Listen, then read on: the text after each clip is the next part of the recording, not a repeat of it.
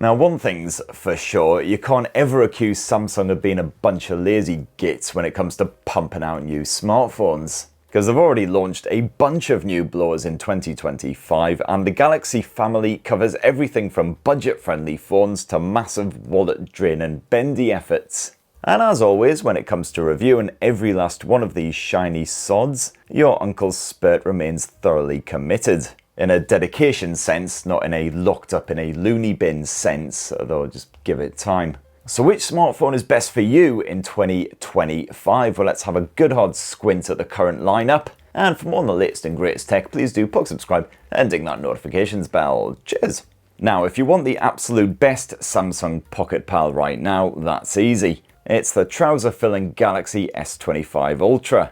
This may be approximately the size of the average Land Rover, but it's also packed with clever-ass features that you won't find on any other Sammy phone. Now, the Ultra comes in a choice of 4 colours: titanium silver blue, white silver, grey and black. As usual, you got a frosted finish here on the S25 Ultra, so it doesn't get all smudgy and nasty. If you get any cack on it, just give it a quick polish and it'll be looking box fresh in seconds. And apparently Samsung's titanium frame is even tougher than before, more tightly packed particles. Some proper science type gubbins, but of course only the test of time will truly tell how tough that frame is. Then protecting that almighty display, you've got Corning's Gorilla Armor 2, a slightly upgraded version of the glass found on last year's S24 Ultra. As before, the main benefit of this is the fact that it is highly anti-reflective. So as you can see there, fierce studio lights barely give it any bother at all. And apparently that Armor 2 glass is a bit tougher than before as well, so even more scratch and drop resistant, although Samsung hasn't bothered to slap a screen protector on there, either because it's super confident in that Armor 2 or it's just a bit stingy. So you might want to put your own screen protector on there just in case. And the S25 Ultra, like the rest of the S25 series, is IP68 water and dust resistant. Now, Samsung has packed its usual ultrasonic fingerprint sensor into that almighty S25 Ultra display, and I found that even if my hands are quite grubby or even slightly moist, this scanner still does its job admirably, same as always, no jip whatsoever, and as you can see they're nice and responsive. And there's not too much to say really about the 6.9-inch dynamic AMOLED panel slapped on the front end of the Galaxy S25 Ultra, as it's essentially the same tech that we've already seen on the S24 Ultra. Nice spacious panel, the Quad HD Plus resolution does keep those visuals pin sharp despite the size of this thing. You just got to remember to actually activate Quad HD Plus resolution in the settings. Really bright, poppy, vibrant visuals as well, certainly on the default vivid display settings. And in lower light situations, that brightness can dim all the way down as well to keep things comfortable on your peepers. However, apparently when it comes to the PWM dimming situation, the S25 Ultra hasn't improved at all over the S24 Ultra. So if you are sensitive to a bit of OLED flickering, you're probably going to want to try this thing out before you buy.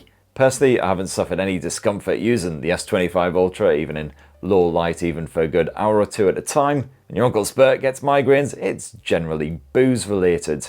And as for the stereo speakers slapped on the Galaxy S25 Ultra, well, absolute bangers. So the display tech, proper eye pleaser, but seen it all before. But one of the key upgrades for the Galaxy S25 Ultra versus the previous generation is the Snapdragon 8 Elite that's stuffed inside of that shiny chassis. It's actually the 8 Elite for Galaxy, so apparently it's been slightly overclocked compared with the regular Snapdragon 8 Elite. Not that it really matters, because this chipset is an absolute beefcake. It's backed here by 12 gigs of RAM as usual. So everyday running on the S25 Ultra, absolutely silky smooth. And of course, you gamers are gonna absolutely ruzzy adore this thing. Samsung's Galaxy S25 Ultra pisses all over even the most demanding intensive Android fare like Wuthering Waves and Genshin Impact, keeping them running at a perfect 60 frames per second, even on the maxed out visual settings.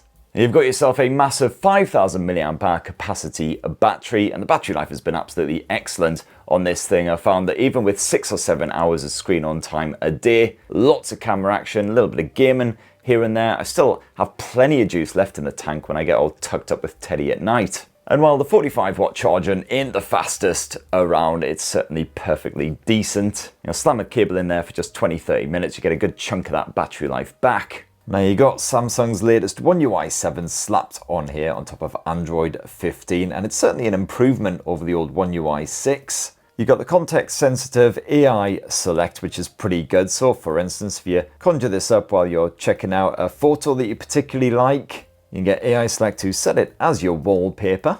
You can also quickly circle any invite information you get to add it to your calendar. You can also quickly and easily translate anything that hasn't already been automatically translated, and it's all super nippy and it happens right there on the device. And of course, can't forget about the good old S Pen stylus, which is cunningly concealed in that corner orifice as always. This looks and feels basically the same as last year's S24 Ultra S Pen. You get the same pen icon pop up when you unsheath the S Pen. As always, it's very handy for quickly sketching on documents, making little notes or doodling or whatever. I find myself quite often using it just to scribble notes on documents and sign documents as well. It's an absolute lifesaver for that. However, for the S25 Ultra, the Bluetooth support has been removed from the S Pen. So this means it no longer supports the crazy air gesture stuff. You can no longer take a photo using the clicky top pen bit. The official term for it, no doubt. And for this generation, Samsung has mostly just been content to stick with the same camera hardware that you got slapped on last year's S24 Ultra. So you got the same 200 megapixel main shooter, and it's the same dual telephoto setup as before with 10 meg and 50 meg sensors, offering 3 times and 5 times optical zoom respectively.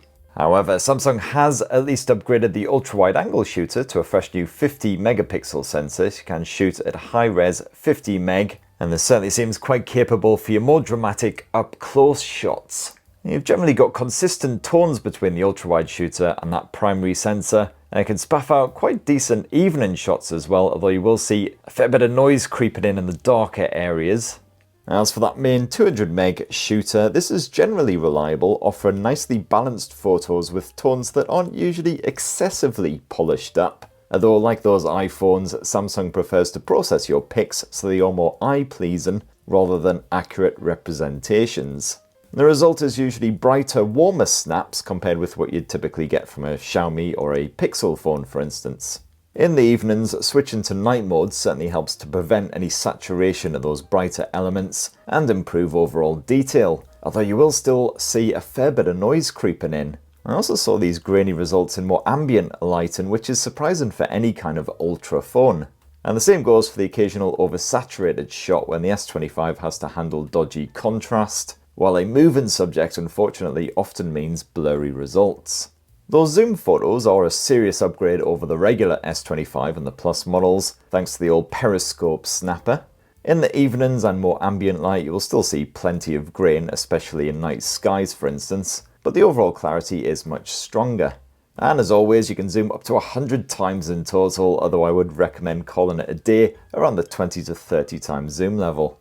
And naturally, you have an absolute shag load of AI-based photo editing tools. So for instance, the old generative edit shenanigans can get rid of any lurkers and passerbys in your photo. And yes, you've got Samsung's much hyped best face feature, which basically does the same as best shot or whatever it's called on those Pixel phones. And the video chops are, as always, pretty decent for my time spent with the S25 Ultra so far. Stabilization remains excellent even at those higher resolutions, while the focus can usually cope when you're walking and shooting, even when dealing with multiple moving targets. The smooth zoom works wonderfully up to quite a distance, allowing you to punch in and out fluidly, and that ultra-wide seems respectable enough for your low-light videography as well. If you like the sound of that S25 Ultra, but it's a bit out your budget, well, there's always the Galaxy S25 Plus.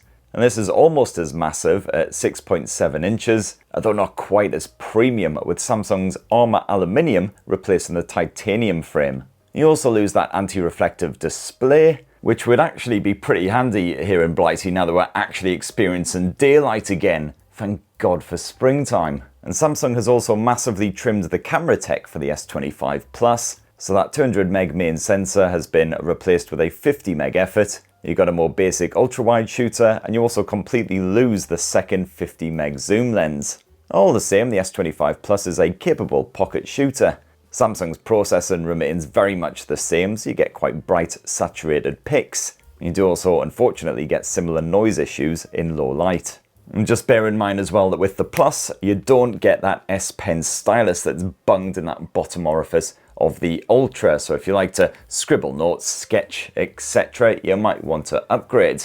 The battery capacity of the S25 Plus is only a smidge smaller at 4,900 mAh, so this Samsung blower can once again happily last all day on a single charge, even with plenty of playtime. While the recharging speeds are just as quick-ish. Still 45 watts, still not massively nippy, but it'll charge just as fast as that Ultra. Performance is yet again stunning with that Snapdragon 8 Elite back in action, so gamers can enjoy a smooth, stable frame rate on the likes of Wuthering Waves. And that dynamic AMOLED screen is exactly the same too, just a wee bit smaller. And of course, unfortunately, without that anti-reflective gubbins, and absolutely bugger all complaints on the audio front. Naturally, the software setup is the same here on the Plus as the Ultra, with all of that AI gubbins in place and of course the needless duplication of apps and services, but also with the full dedicated 7 years of software support. Now, if you want a Samsung smartphone that's actually compact, well, your best option is the 6.2-inch Galaxy S25. This is considerably dinkier than the Plus and Ultra models, and also most other smartphones in 2025. And it's basically a shrunken version of the Plus, although squint a wee bit harder and you will spy a few downgrades here and there. For a start, you only get a measly 128 gigs of storage as standard, which of course fills up faster than my vomit bag whenever I accidentally watch a bit of Mrs. Brown's Boys. The dynamic AMOLED display is scaled back from Quad HD Plus to Full HD Plus resolution, although the smaller dimensions here means those visuals are still pleasingly crisp, while the battery has also shrunk to just 4,000 mAh. All the same, the Galaxy S25 will once again happily last you a full long day on a single charge. Although the not particularly nippy 45-watt charging of the Ultra and the Plus models has been replaced here with even less impressively fast 25-watt charging, and Samsung still cheekily calls it super fast on its bloody website, so you'll need to plug it in for quite a while to juice it back up again. If all that hot phone chat has really basted your beef, you want to know more about any of these blowers, well, your Uncle Spurt has you covered. I've got full videos on all three of them right here on TechSpurt, in-depth reviews of the S25 and the Plus, and I will be doing a full in-depth 2-month review of the S25 Ultra if I actually ever get around to shooting and editing the bugger. And also, Samsung's Galaxy S25 Edge should be launching imminently with an even skinnier design than the rest of the fam. Plus apparently the same super premium titanium design of that Ultra model, so you can expect the Galaxy S25 Edge, when it finally does emerge, to not be particularly cheap. And I am slightly worried that that slim finish means crap battery capacity, but we should find out more when it is finally spaffed out by Samsung, hopefully in the next sort of month or so. And of course, you can still snaffle yourself older Galaxy S series smartphones like the S24, S24 Plus and S24 Ultra, which aren't really massively different from the S25 range, to be perfectly honest. Although the S24 and the S24 Plus are noticeably slower with their Exynos chipsets replacing that Snapdragon action. And again, I've done full in-depth reviews of all three of those buggers right here on TechSpurt, and you can actually still grab them from the official Samsung UK website with some pretty decent trade-in deals, so have a squint. Now, if you're looking for something a bit cheaper, well, why not try the Galaxy A56? This capable mid-range mobile boasts a similar premium finish to the S25 lot, plus almost the same OneUI experience and a still proper commendable 6 years of software support. Although some of the specs and other bits have been slashed a wee bit in order to reach that more palatable £500 asking price. Now, while Samsung hasn't made any massive changes for the Galaxy A56 as far as design goes, a few subtle tweaks here and there. For one, it's now a wee bit slimmer than the previous generation at 7.4mm, while those bezels are also now a wee bit skinnier, so the display has filled out to 6.7 inches, although there is still obvious room for improvement, especially down below the display where you've got a slight sort of mini Jimmy Hill chin. But you know, the A56 looks and feels like a premium device. You've got that good old heft, of course, you've got the metallic frame, all the key factors. And you've got a bit of Gorilla Glass Victus Plus front and back end on the A56. So far, touch wood, no little scratches or nicks whatsoever on that screen. Now, besides that glossy arse, the only real difference in design between the Galaxy A56 and most other Sammy blowers is this fresh new linear camera layout. And by the way, that's Samsung's official name for it. I can't take the credit for that one, rather than the usual separate camera islands. You got a choice of 4 colours as usual with the Galaxy A56. Awesome graphite, awesome light grey, awesome pink, and olive of the awesome variety, of course. And while you don't get an ultrasonic fingerprint sensor unlike the S25 lot, you do have a pretty decent optical fingerprint sensor. As you can see, they're not the fastest around by any means, but it rarely fails. Only if your fingers are particularly grubby, sticky, or whatever. No questions asked.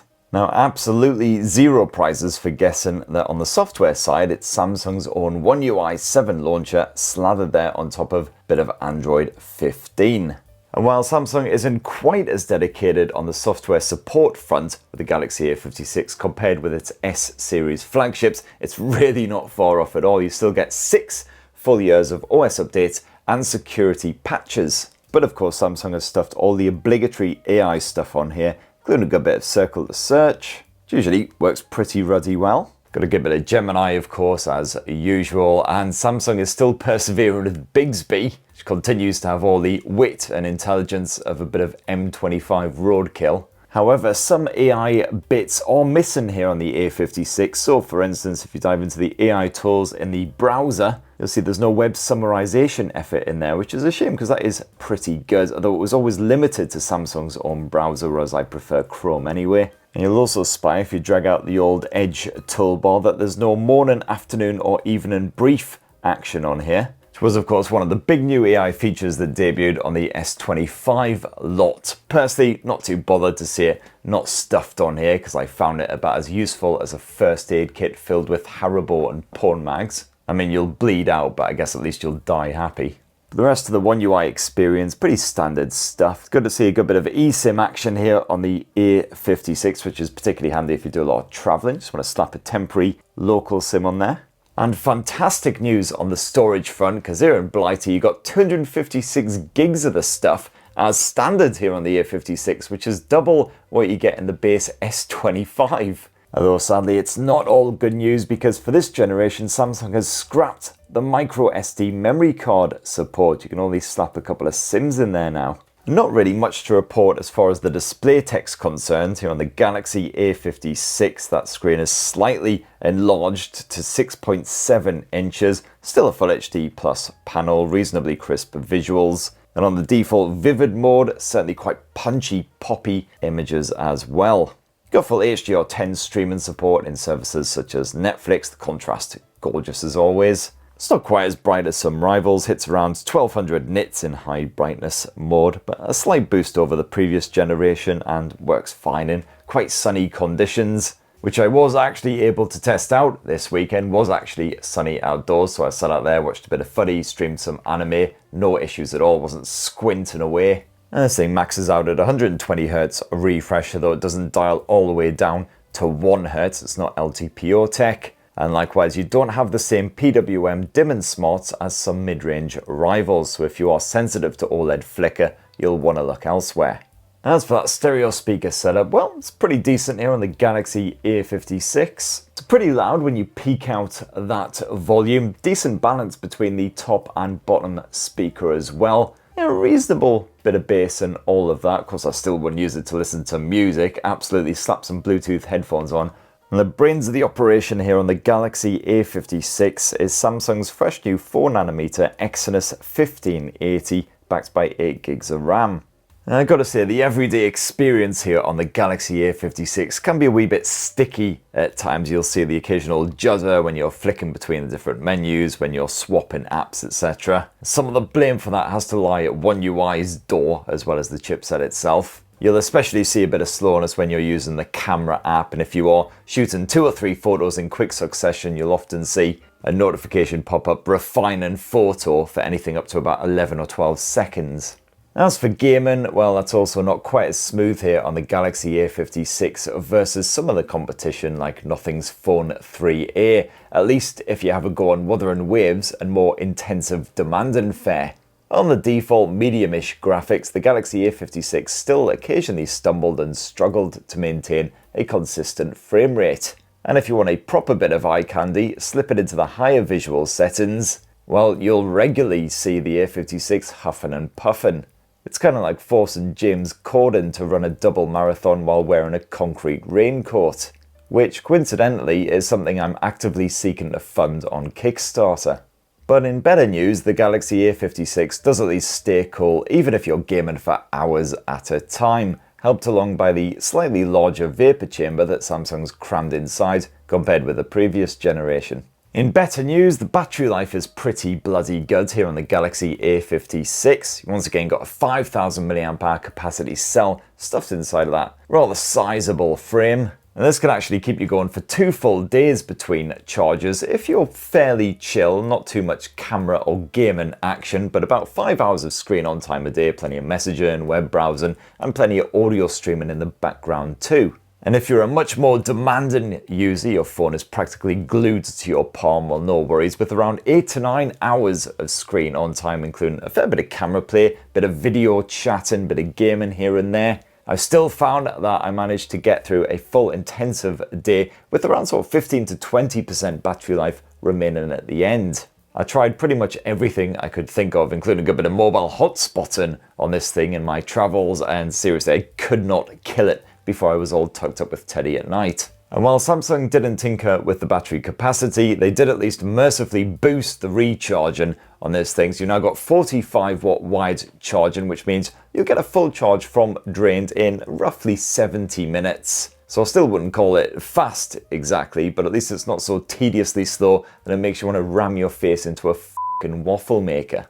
And that camera tech's also a bit more basic compared with the S25 flagships. So you don't get any kind of telephoto shooter here, just a 50 meg main shooter with optical image stabilization, a 12 meg ultra wide angle shooter, and a mostly pointless 5 meg macro effort. And I found my test shots with the A56 came out pretty well on the whole. Those pics are packed with fine detail on the default 12 meg mode, as long as you got enough light, while this mid-ranger can also cope pretty well with HDR type situations.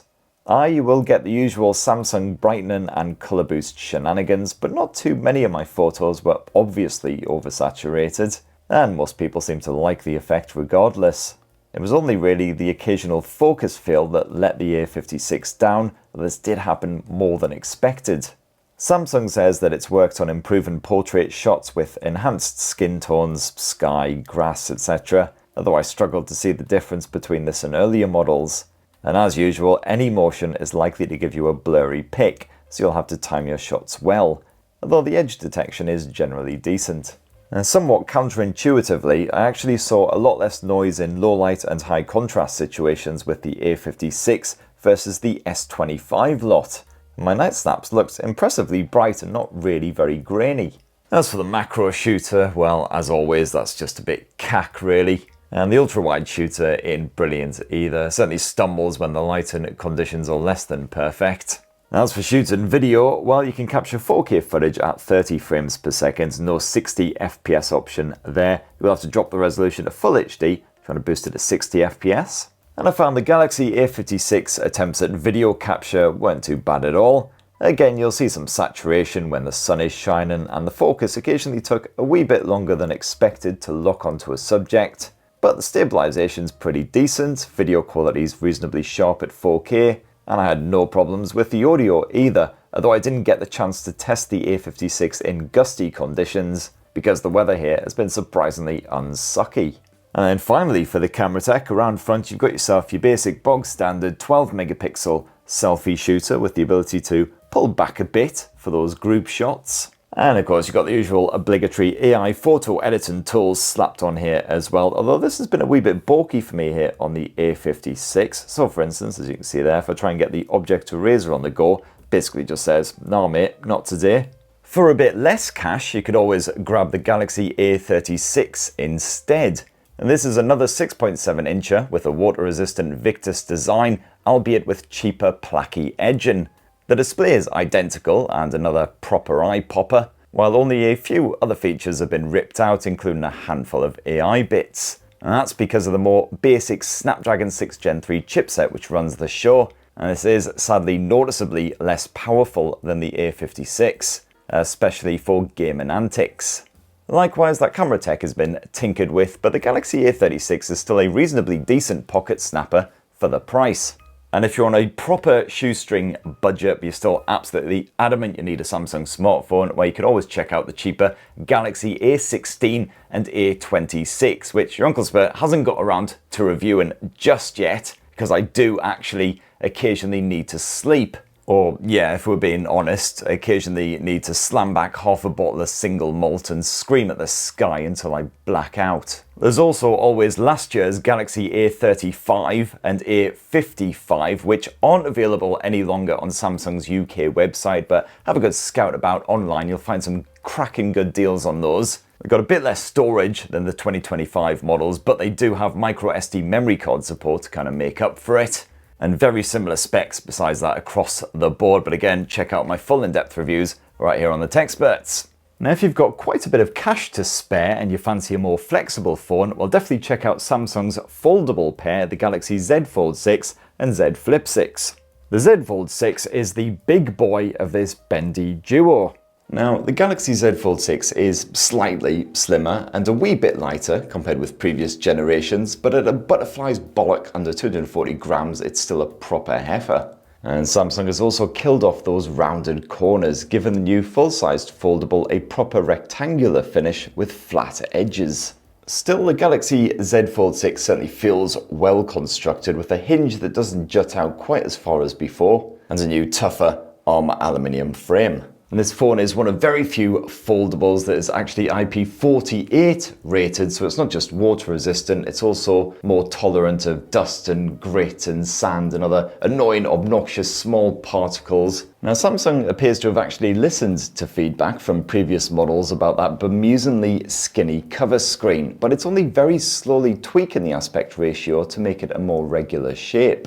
The 6.3-inch dynamic AMOLED outer panel is 1mm wider compared with the old gen, so it's still rather inappropriate for viewing documents, replying to messages, etc. Still, weird shape aside, it is a cracking panel. That 2376 by 968 pixel resolution keeps those visuals crispy. And the cinematic aspect ratio means it's a smasher for enjoying some hot Hollywood action on the move. Or just those moments when the remote control for the telly is across the other side of the sofa and you really can't be bothered to do a deep lean for it. So you just watch an entire movie on your smartphone instead. Colours are punchy as always. I did find that the visuals looked a wee bit washed out on the default display settings when I first started reviewing the Galaxy Z Fold 6, but it must have been some sort of weird bug or some other shindiggery because it's all good now. Now, flip open the Samsung Galaxy Z Fold 6 and you'll unfurl a mighty 7.6-inch internal display. And this is basically the same sexy 120Hz dynamic AMOLED shenanigans as the previous generation of Fold, except now you've got a bit of a brightness upgrade.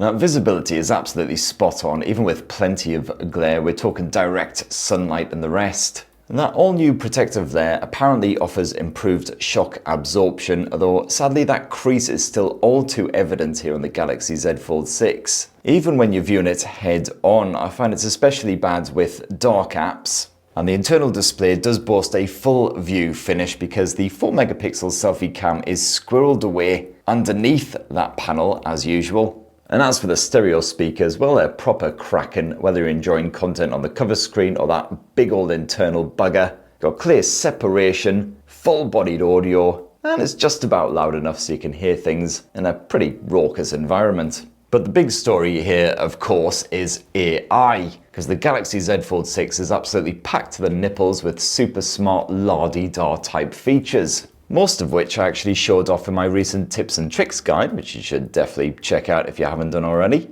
Some of these will probably be helpful when traveling, although I haven't had the chance to actually try them out. Like the interpreter tool, which can translate someone speaking foreign chat into English and vice versa.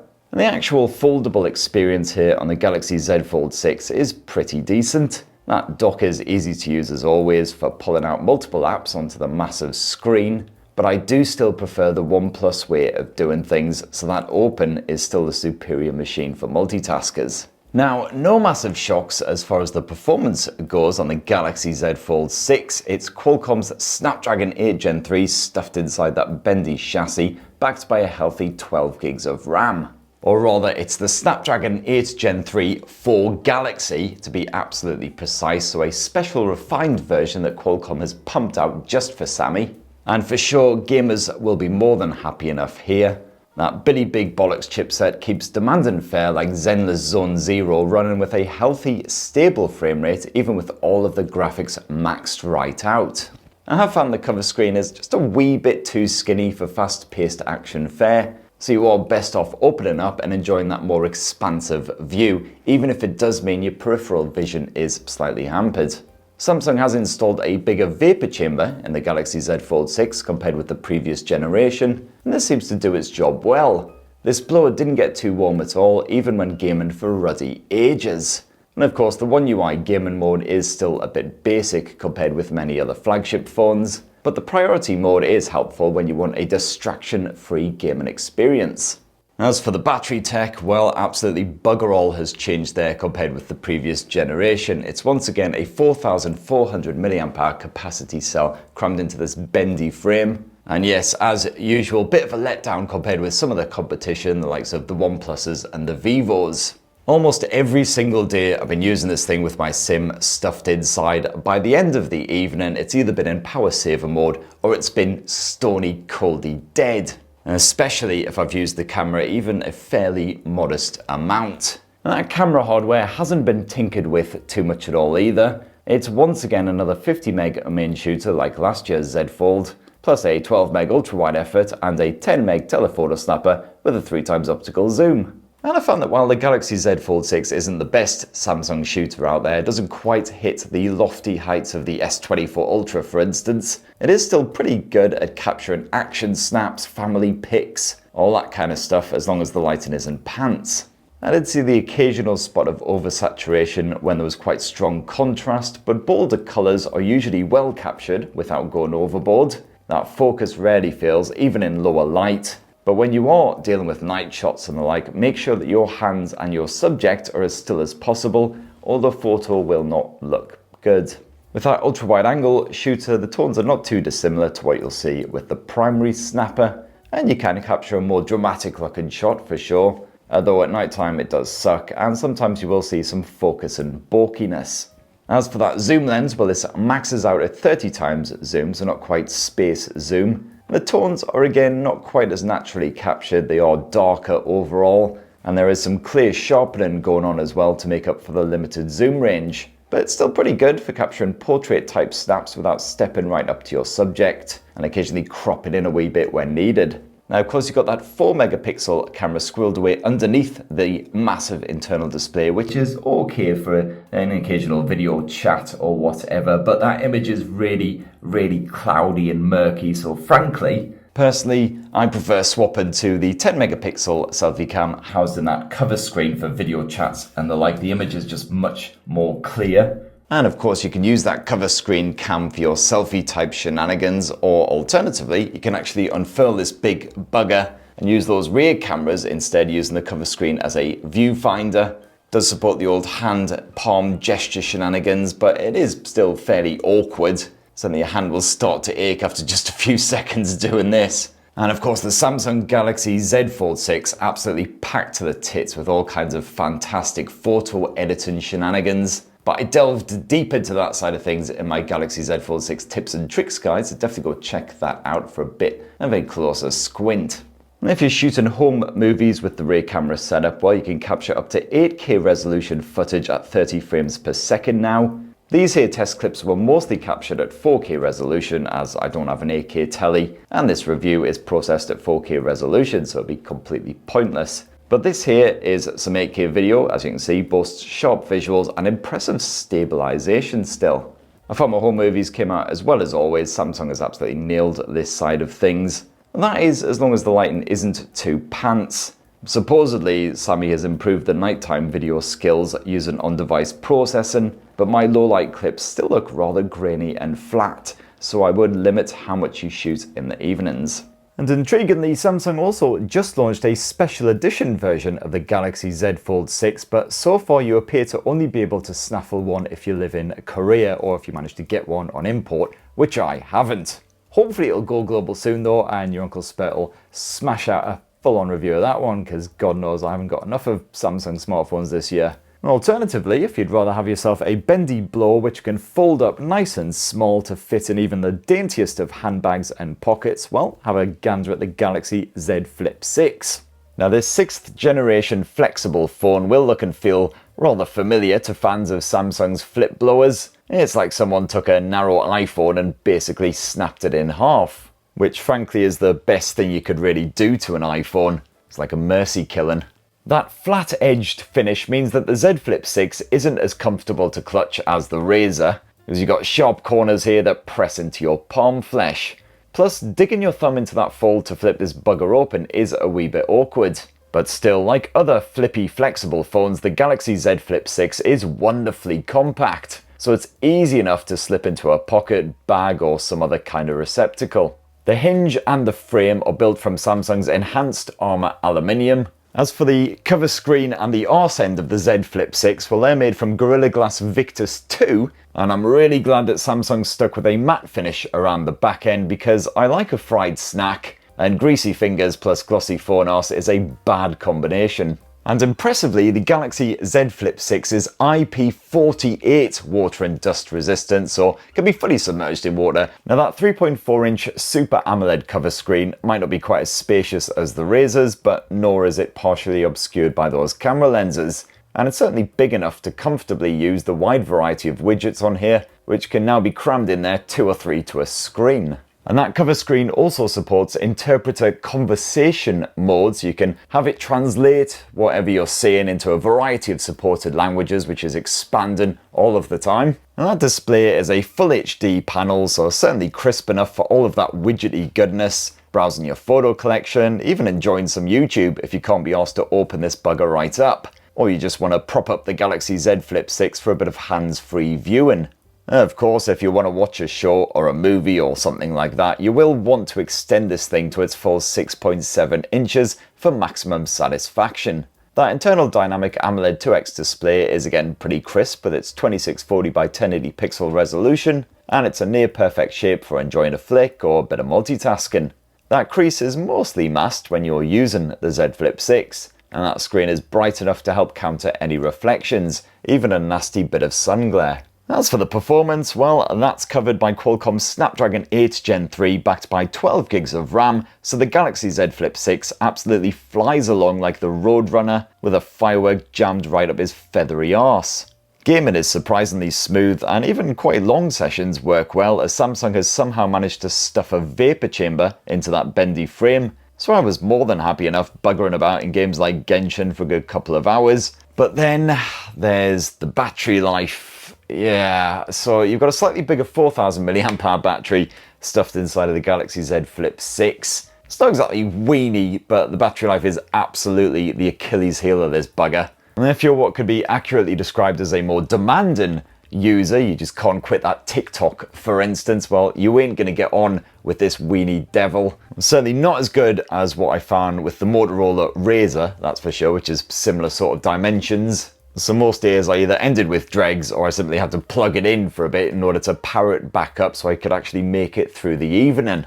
Now the camera setup is pretty simple here as usual, but you do get an upgraded primary shooter. That's now a 50 megapixel snapper backed by a 12 megapixel ultra wide angle shooter. I left Samsung's Scene Optimizer tool knocked off to keep the image capture as natural as possible, and in this default state the Z Flip 6 did a respectable job in most conditions. You will see some flaring when shooting indoor HDR scenes, and noise levels are as expected when the lighting isn't ideal, while any sudden motion will muff up your shot. But as usual, this phone gives people a healthy glow and even makes me look reasonably human-like. Bright blue skies are usually well captured too if you're lucky enough to actually find one. There's only a slight bit of saturation usually and strong light. You can digitally zoom up to 10 times in total while snapping away, or else the Z Flip 6 can also shoot high-res 50 meg photos if you want to crop in later. I prefer having a dedicated telephoto lens for portrait shots and other such occasions, like what Motorola served up on its Razr 50 Ultra. But Samsung only offers an ultra-wide alternative, which is fine if you need to cram more stuff into the frame. And of course, this thing is stuffed so full of AI-type shindiggery that it's practically spraying out of every orifice. So for instance, you've got the Portrait Studio Smarts, which can transform you into a comic book character, albeit slightly taking the piss by actually adding proper hair onto me. Here's me if I was a member of a early 2000s folk band. Can also transform you into a watercolour, or a slightly constipated looking Disney character. And then there's one of my personal favourites, Sketch to Image, which allows you to basically draw anything you like in any existing photo, and then it gets digitally added. Never not hilarious. And if you're a wee bit worried about any of this, you do get a tiny wee watermark stuck there in the bottom left corner which says AI generated content. You ain't fooling anyone. And you can't just basically draw massive cock and balls on someone's forehead and have it added in there. It does not do that kind of stuff. Believe me, I've tried. And then of course you've got all the regular AI photo editing tools chucked on here as well, so you can resize things, obliterate them from existence, all that good stuff. And then squirreled away inside the Galaxy Z Flip 6 in that massive internal display is a final 10 megapixel lens, which can be used for your Skypey, zoomy type shenanigans. But there's certainly no point in using this for selfies because that cover screen is more than spacious enough to comfortably use as a viewfinder. You've got lots of different ways you can activate that shutter, including flashing your palm, using the volume keys, using your voice, all kinds of stuff. And you could also effortlessly shoot vlog-style videos using those external cameras in good old vertical mode if you do a bit of the TikToks, or not if you don't. The recording maxes out at 4K resolution at 60 frames per second, and even at Ultra HD, Samsung's stabilization is absolutely banging. This footage here was shot in a sweaty tent with lots of elbows jabbing me, and after a few too many shandies possibly. And even my shaky-handed shooting abilities produce some pretty smooth-looking footage. Picture quality is fine, audio is cleanly recorded, even in quite tricky situations like this previously mentioned sweatbox, with quite a lot of screaming and riffing going on.